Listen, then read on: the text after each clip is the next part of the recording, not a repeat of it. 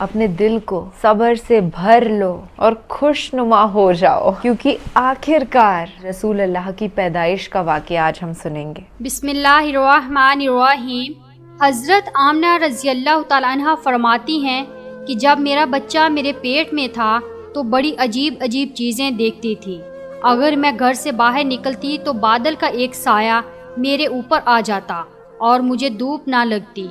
अगर मैं पानी भरने के लिए जमजम के कुएं की तरफ जाती तो रास्ते में जितने पेड़ होते उनकी टहनियाँ मेरे सामने झुक जाती, जैसे मुझे सलाम कर रही हों।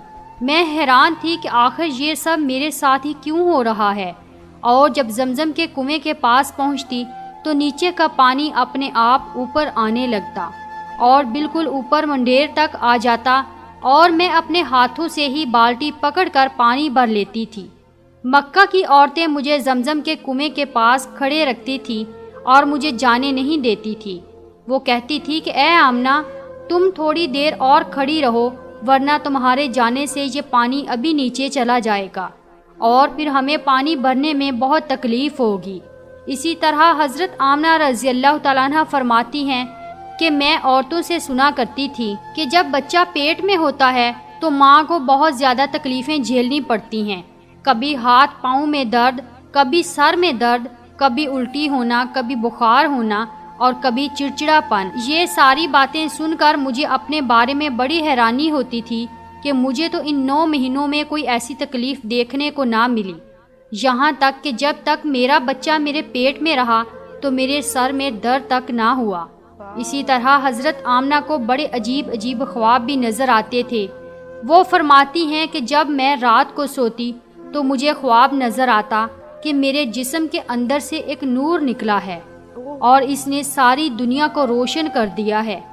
ये सब देखकर मुझे यकीन हो चुका था कि मेरे पेट में जो बच्चा है वो वाकई ही आम इंसान नहीं है। हजूर सल्लल्लाहु अलैहि वसल्लम के दादा हज़रत अब्दुल मुत्तलिब दिन रात काबे के पास जाकर काबे का गुलाफ पकड़कर अल्लाह से रो रो कर दुआएं करते, या अल्लाह, मेरा बेटा अब्दुल्ला तो इस दुनिया में नहीं रहा, लेकिन इसके घर एक बच्चे की पैदाइश होने वाली है। या अल्लाह, इस बच्चे की हिफाजत फरमाना और मेरे अब्दुल्ला की नस्ल बाकी रखना। हजूर सल्लल्लाहु अलैहि वसल्लम के सारे चचा इसी इंतज़ार में रहते थे कि मेरे भाई अब्दुल्ला के घर बच्चा कब पैदा होगा। यहूदियों की किताब तौरात में लिखा हुआ था कि जब आखिरी नबी आएगा तो उसके पैदा होने से 10 दिन पहले आसमान पर एक लाल रंग का सितारा निकलकर चमकने लगेगा।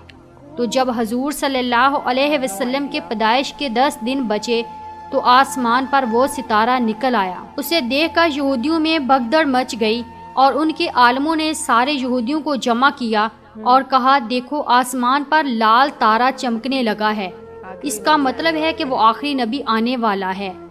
जाकर मालूम करो कि इस वक्त मदीने में किसके हाँ लड़के की पैदाइश में 10 दिन बचे हैं। यहूदियों ने जाकर मदीने में मालूम किया तो वहाँ बहुत सी औरतें हमल से थीं, लेकिन अभी किसी का वक्त करीब नहीं आया था। किसी के 2 महीने बाकी थे तो किसी के 4 महीने। इन यहूदियों ने आकर अपने आलमों को बताया कि मदीने में ऐसा बच्चा पैदा होने वाला नहीं है। तो उनके आलमों ने कहा कि अब मक्का में जाकर देखो। तो सारे यहूदी मक्का पहुँचे कि वहाँ किसी के घर बच्चे की पैदाइश होने वाली है। इन लोगों ने बताया कि हाँ, यहाँ मक्का में 5 औरतें ऐसी हैं जिनके